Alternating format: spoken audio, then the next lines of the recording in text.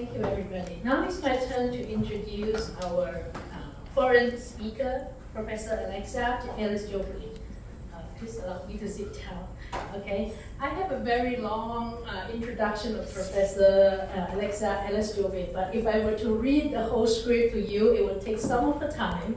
So I'm going to just introduce to you briefly about her. I think many of you have heard about Professor Joubin and her achievement.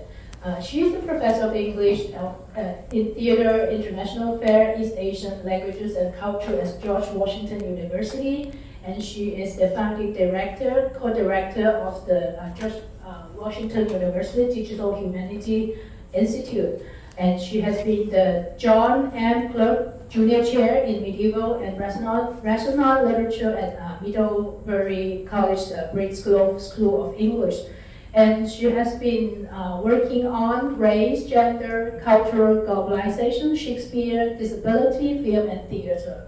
And across her life, she has been editor of many books and journals. She is the editor-in-chief of the Paragraph Encyclopedia of Global Shakespeare, general editor of the Shakespearean International Year. And she has won many awards, among which she is the inaugural recipient of the Popular Culture Association's Bell Books Legacy Award in 2023. Yes, let's welcome our guest speaker. We are very honored to have her here with us today. Thank you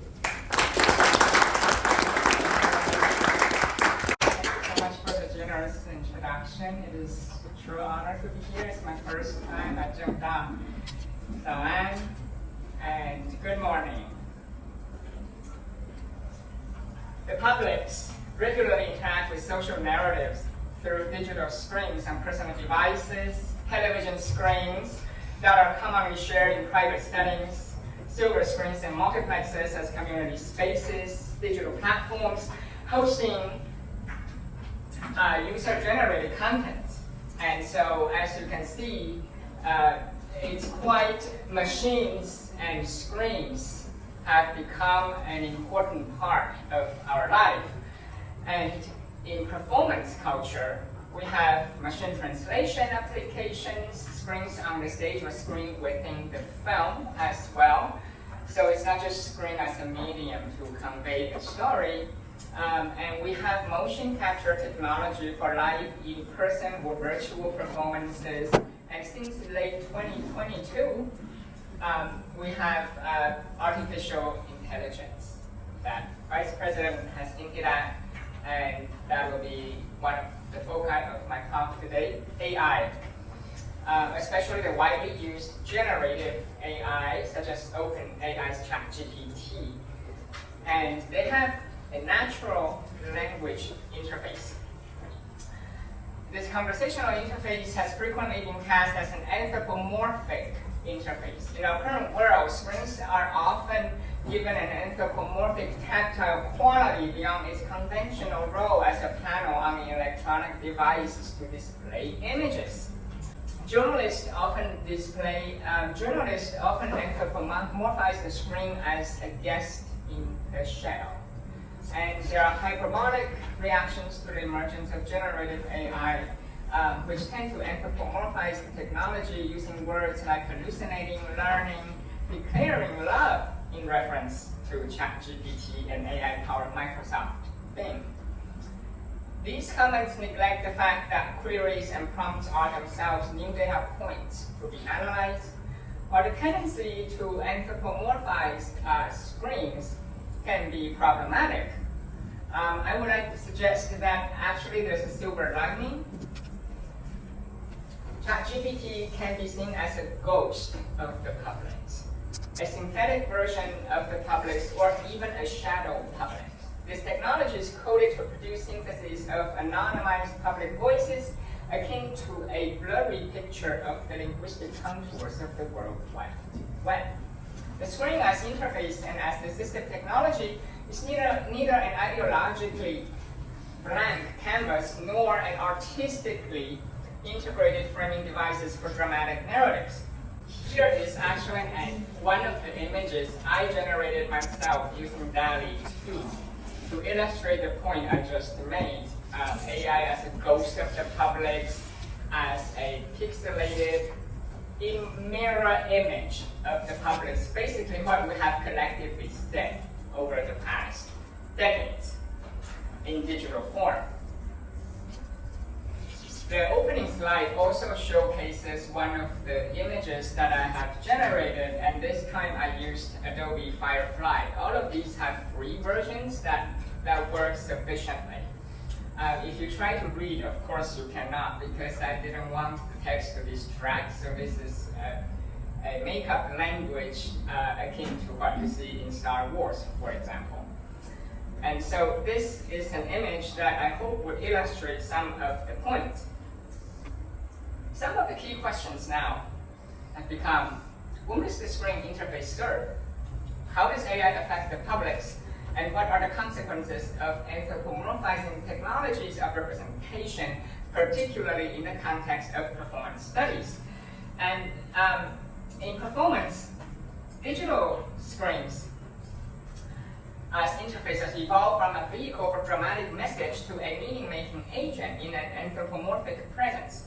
Screens are a site where cultural and performative meanings are generated and negotiated. In theater and film, the screen as interface is a dramaturgical agent of affect and effect, but characters' presence is an integral part of the dramatic narrative. Characters on a screen on stage or screen within a film have as much embodied presence as characters on stage or within a film's frame. So here we come to 3 keywords that I would like to explore in depth. What is a performance? What is an interface?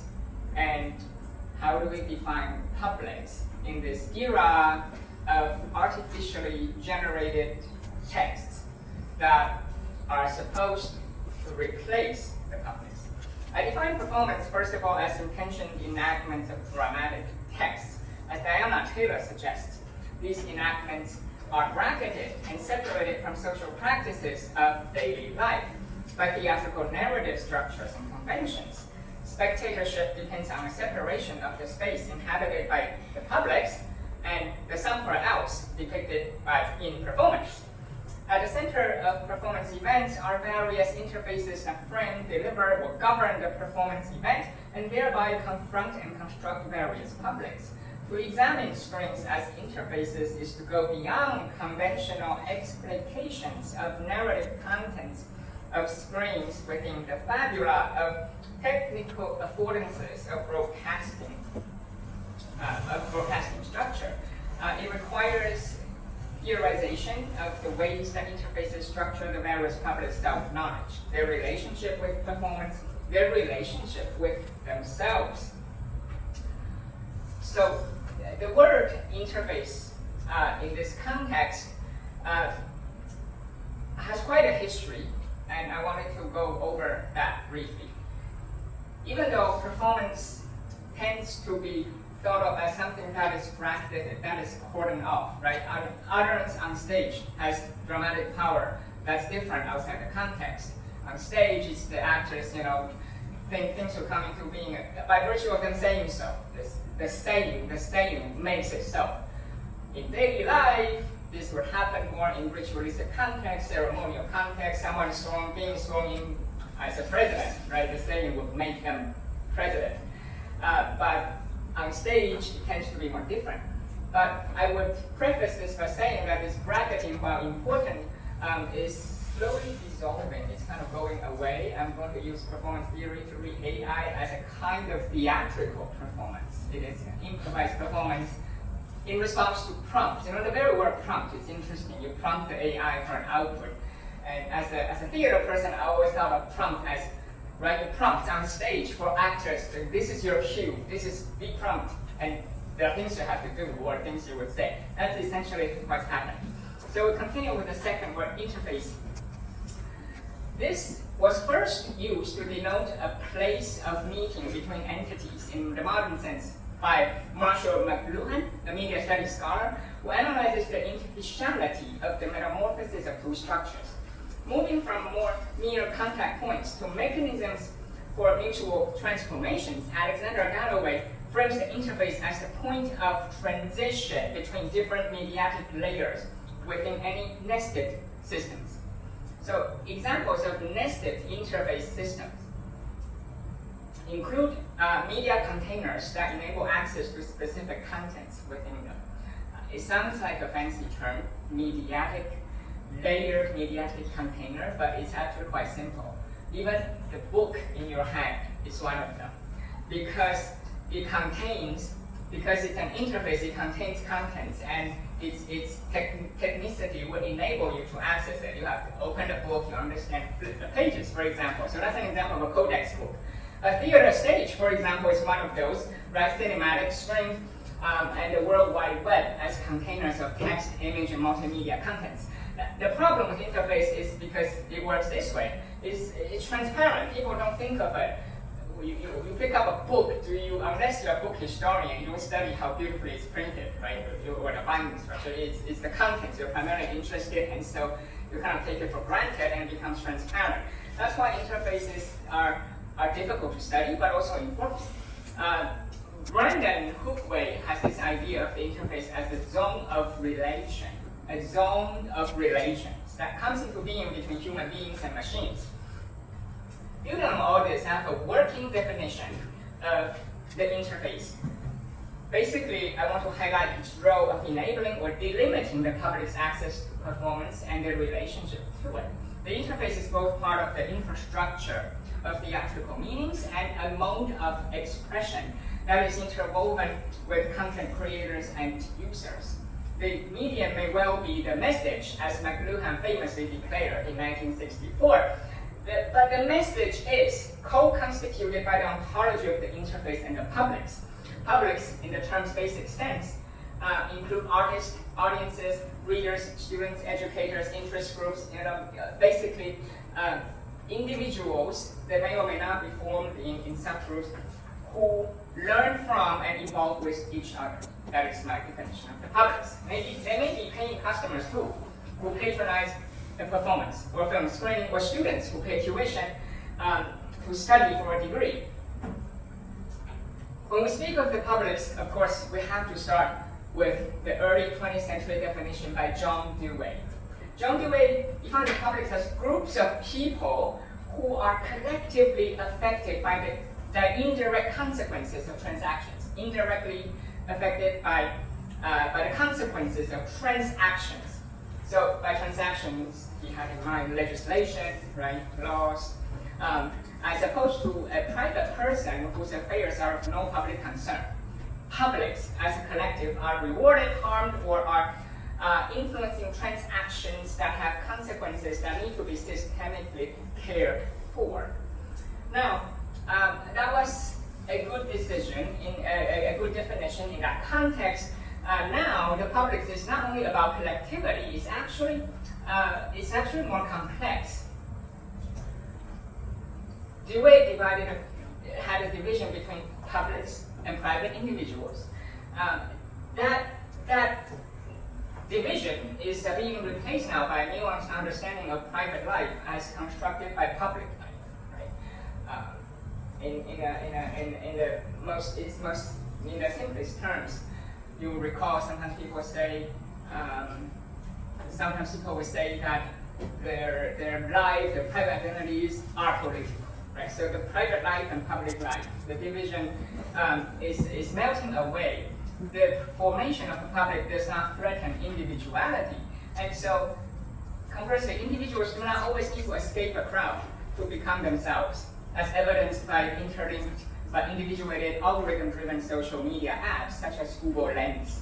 Connecting public and private life, the current AI is characterized by its interrelations with humans and data. So publics are not only collaborative entities, but also publics are a set of dynamic relations that govern and are produced by ambient conditions of social life. A theatrical public, more specifically, is formed at first within a social space defined by dramatic mimesis before gaining coherence and shared purpose by dramatic discourses that address them. So in simple terms, to go to theater is a physical building. There's a story on stage, and it's addressed to whom? the patrons. So that's how the actual public is formed.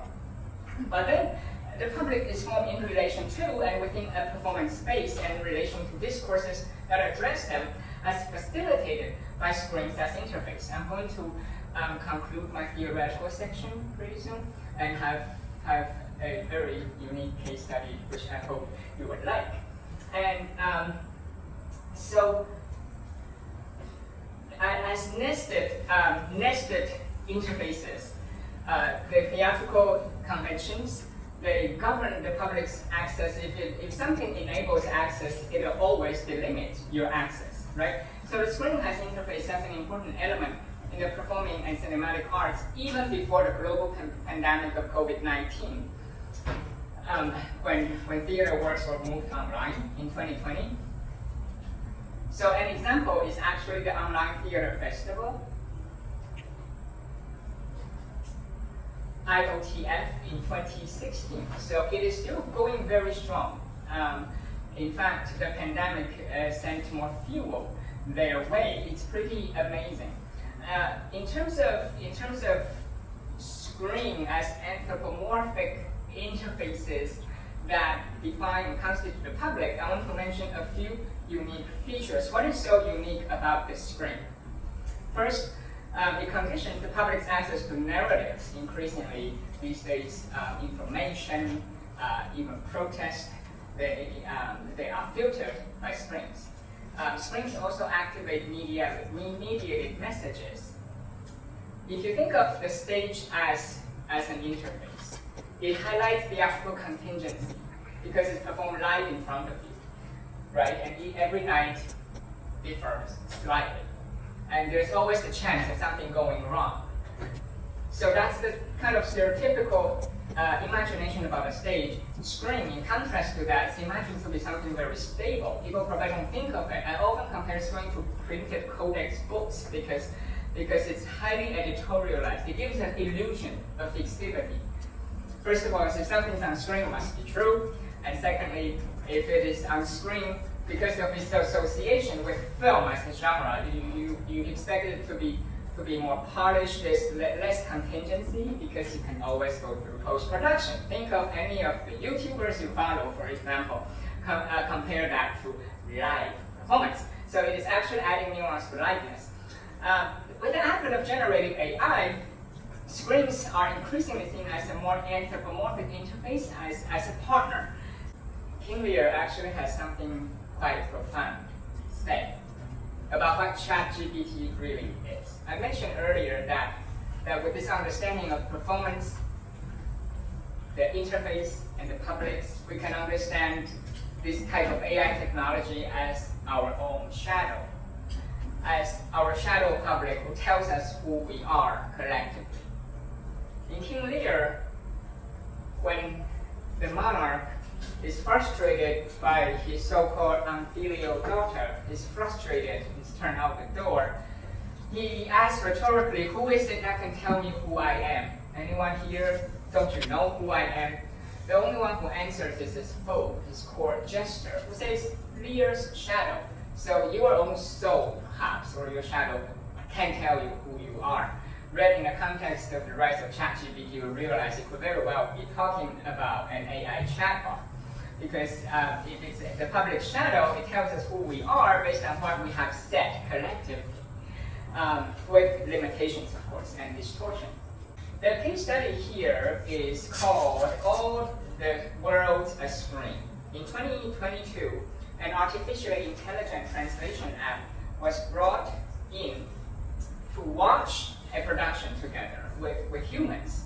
And this is an experimental episodic production.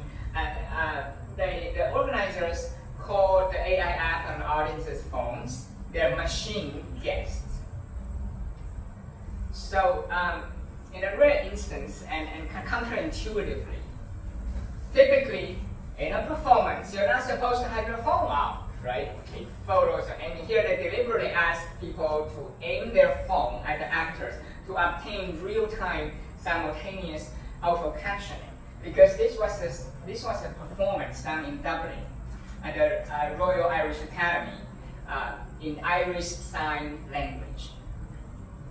And since the hearing audiences not versed in sign language would need assistance, the production cleverly kind of flips the tale. Typically, this kind of public work often has a minoritizing discourse, right, to assist those who have disability. And here, those who are disabled, kind of they turn the table. Those who are disabled become those people who are not versed in sign language. And so they call this machine guest as if it's a human, as it's anthropomorphizing the screen in order to experiment on and also change the dynamic between humans and machines, according to the stage film. And the actors perform on stage while the app, based on Google Lens, uses wireframe tracking to track imperfectly their gestures to provide auto captioning. As you can see, there will be some anticipated issues we'll discuss later on. So basically, it's both an experiment to perfect machine translation of sign language, which is a huge challenge because sign language is very much theatrical in nature. So, for example, you will not be able to capture facial expressions. It's only able to do wireframe tracking to do kind of very rudimentary. And someone signing tomorrow and tomorrow and tomorrow from Macbeth. It's full of emotions, but the machine will give you tomorrow, tomorrow, tomorrow, you kind of plain text. Not tomorrow, exclamation mark, tomorrow, question mark. We won't have any of that. So it's interesting, kind of, this machine guessed, mistranslates, undertranslates, misappropriates. It gives you some access, but it's imperfect access. So it also does something really interesting. In addition to doing that, it gives you retail suggestions. To recognize the costumes on stage and suggest, according to your user history, hey, you might be interested in this clothing item. You know, it's not about, it deems it cognate with what it sees. So the machine guess is very distracting. It sees things differently from you, and the organizers wanted you to experience, oh, how might the machine see the world differently than me? Interestingly, you will notice the title is doing something. All the world's a screen. It's a nod to Jack's speech in As You Like It, right? All the world's a stage, and alludes to screen's world-making capabilities. And so they did this in 2022 and 2023 to promote cultural exchange among deaf, hard of hearing, and hearing individuals to compel audiences to reflect on human-machine relations. So Alvin, whom you've met, and Alvin Jones and Leanna Quigley, they perform side by side and in contrasting styles, select scenes from As You Like It, Hamlet, Macbeth, Romeo and Juliet, and even Sonnet 18. So what they were essentially doing is they would sign similar passages with the same passages in completely different styles, maybe more passionate, maybe more meditative, more slowly, in order to test the app's capability, but also to enable audiences to have a multimodal access to the performance. This was produced by Sean O'Boyle, who's actually not a Shakespearean, not a director. He specializes in social equity as well as machine translation. So staged by the group called Sign On. They've done quite a number of sign language performances for the hearing audiences. And eventually, they produced a short film based on this. It's called That Is the Question. For those of you who study Shakespeare, you can hear the echo, right? To be or not to be, that is the question. Through the presence of AI technologies of representation that were in the hands of audience members, the production and film distinguished themselves from other deaf performances, such as the famous New York Deaf Theater's Titus by Monique Holt in 2016, and from works that incorporate multimedia to tell stories, such as the Wooster Group's Cry Trojan, which is a version of Troilus and Cressida by Elizabeth Lecomte in 2015. So this is none of those. There's already a term for that. People call it intermedial theater. basically theater with a lot of multimedia. This is actually not that, because it's a revolutionary and pioneering. This is the first one I've seen. So the screens are actually in the hands of audiences. It's not about screens on stage. So this is an example of what wireframe tracking looks like, and this is in the film That Is the Question. So the screens has often been allegorized to contain versions of the world. If you think about the early modern commonplace, right, all the world's a stage, Teatro Mundi, it actually has a lot of parallels to how people think about screens today. And because the screens has supposedly world-making capability, it's a world-making technology, right? In modern filming, Boyce's production was a world filled with AI screens that connect rather than contain worlds within and beyond the stage. For example, the retail suggestions is really disruptive and connects you to, it jolts you out of the supposedly immersive world of storytelling. Now you're thinking about Saks Fifth Avenue. It's outside of the theater, right? Instead of kind of trying to continue to immerse you in this environment. But electronic devices are generally forbidden in formal stage performances. This production encouraged theater goers to aim their phones at the actors to obtain real-time but very flawed captioning.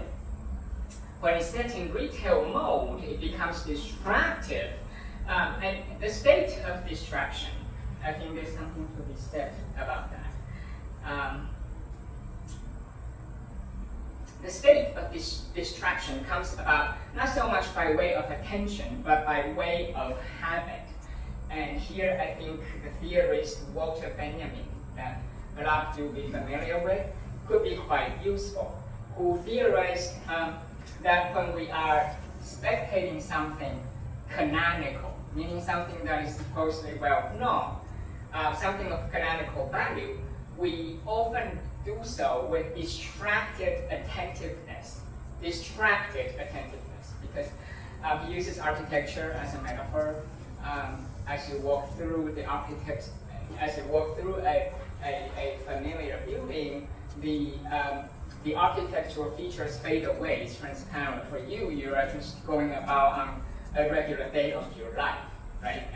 And so when people listen to Beat or Not to Beat, they're not listening for the very first time. You've heard of it before. And so this kind of distracted attentiveness really informs the production of meanings in this particular case.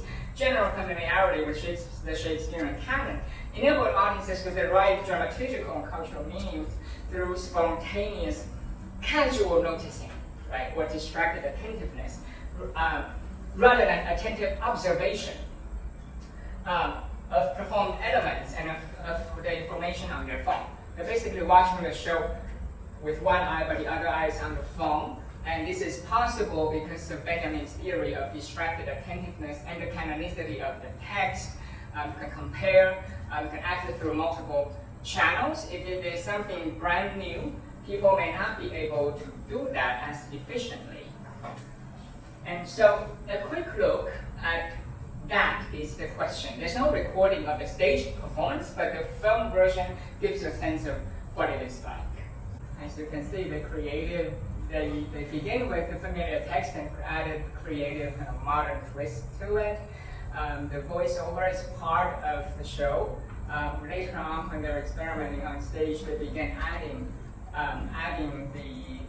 the modern English voice narration, basically an interpreter by the stage, verbalizing what the actors are signing, and at the same time, you also have machine auto captioning. So I can imagine quite distracting. What's interesting is that it puts the audiences in multiple positionalities. They are consumers, because they're thinking about the retail suggestions. They are theater goers.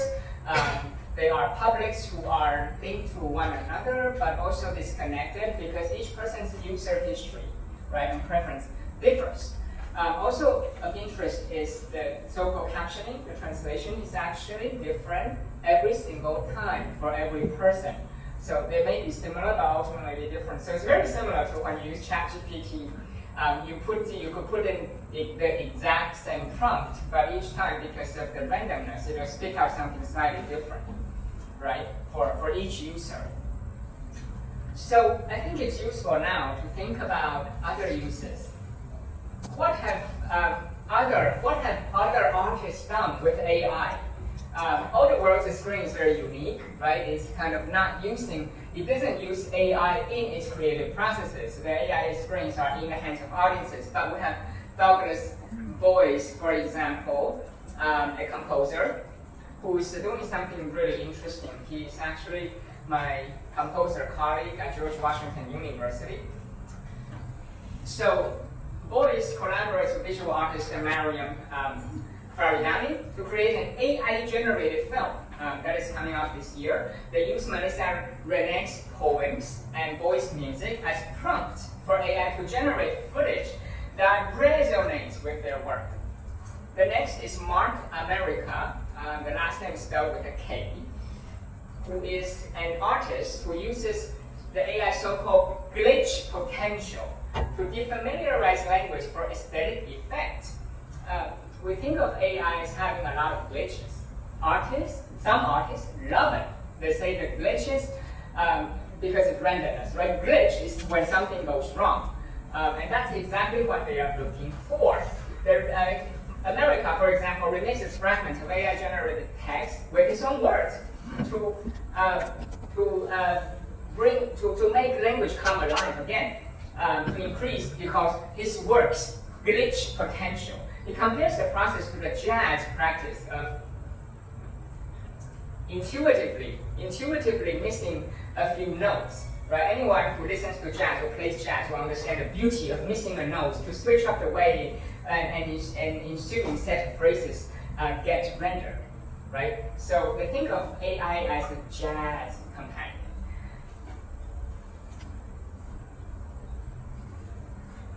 We have one last example, avant-garde writer Jhave Johnston, who uses AI as an auricular vessel to make words live again through a modularized system of language interchange.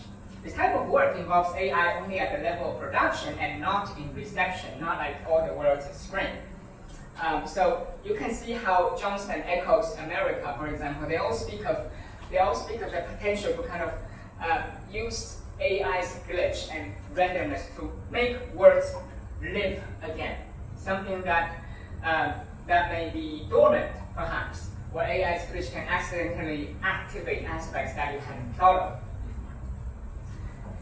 In theater, we have Annie Dorsen, who's based in New York, has been quite famous over the past decade. That's way before ChatGPT. So she calls herself an algorithmic theater artist. She uses generative algorithms as an aesthetically productive partner in performance. So again, this is different from all the world's screen. She uses it in the process, uses it on stage to co-performance.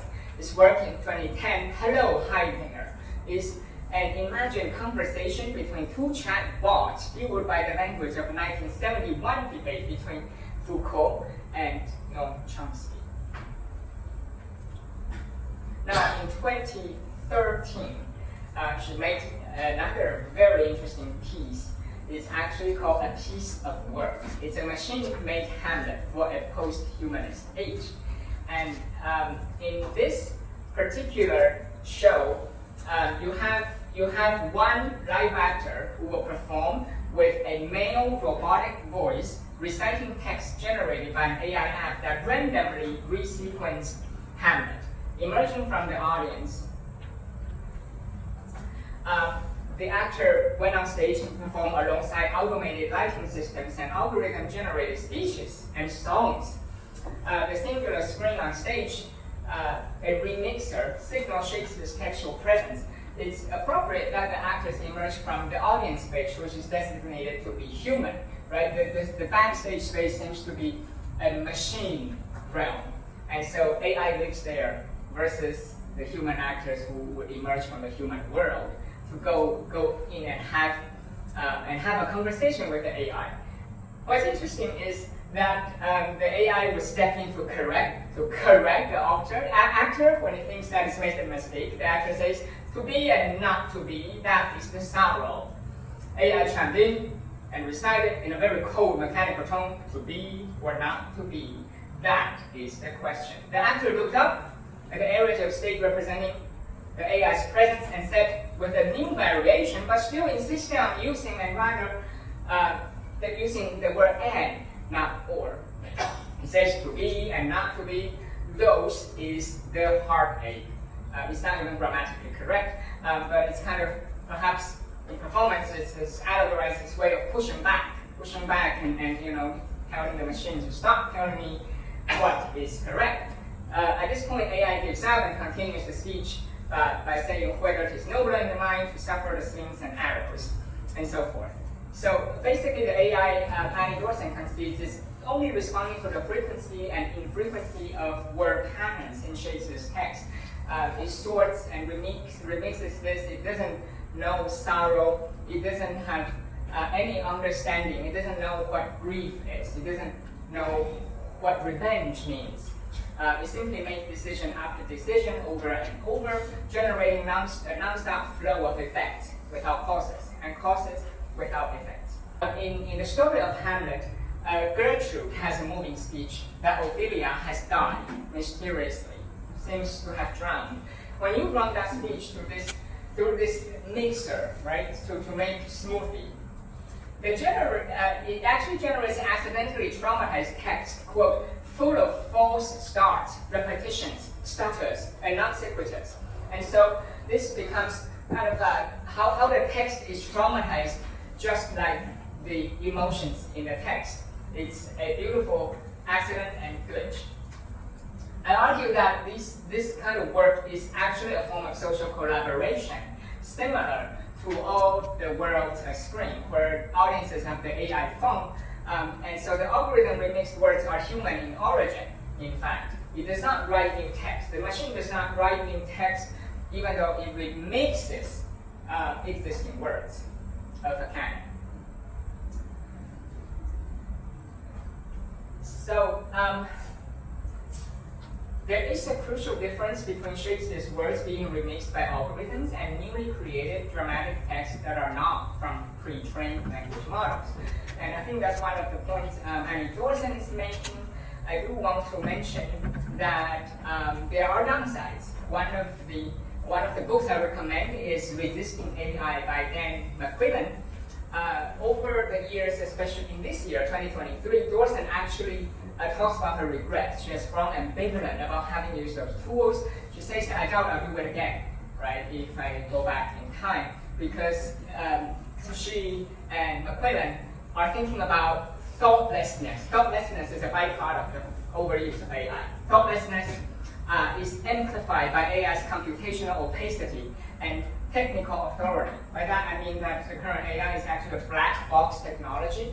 Black box meaning that even the programmers cannot tell you exactly how and why it generates this particular result, right? And AI itself cannot tell you. It's a form of randomness to it.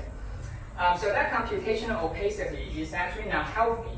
It fuels thoughtlessness in the sense of we don't tend to do critical thinking as deeply, and therefore we may eventually be unable to critique instructions or reflect on consequences of decisions. Or perhaps even worse, ethically speaking, outsourcing it. Well, it's the machine saying so, we're doing things, it's not me, without thinking that machine is actually a conglomerate, a shadow public, and the humans bear all the responsibility of having generated the biases in the text to begin with, right? That's the material that AI is fed. If you make smoothie that is disgusting, do you blame the smoothie machine or the fruit that you put in to begin with? It's rotten fruit. So from this theoretical point of view of interface theories, performance theories, all the world's a screen, has constructed multiple publics. You all sit there in the same space, but not having the same thoughts, because you each have slightly different auto-captioning, retail suggestions are also different. Your user history is different. And so the second contribution is that has highlighted the idea that interfaces can be anthropomorphic in a positive sense because they are your co-spectators. If you think of AI as co-workers, as co-spectators, you will feel more responsibility toward it instead of thinking that it is simply here to replace certain kind of labor. And so the third contribution is that the anthropomorphic screen is now a spectatorial proxy, right? A proxy is a form of substitute or an extension of your arm, right? It experiences the same performance through a different perspective, and it reminds you of it. So I would like to conclude with these thoughts, particularly how AI can remediate performance. AI outputs can be read as a form of performance itself, and how we can move forward with generative AI in our life, in education, and research. I welcome questions and comments. Thank you.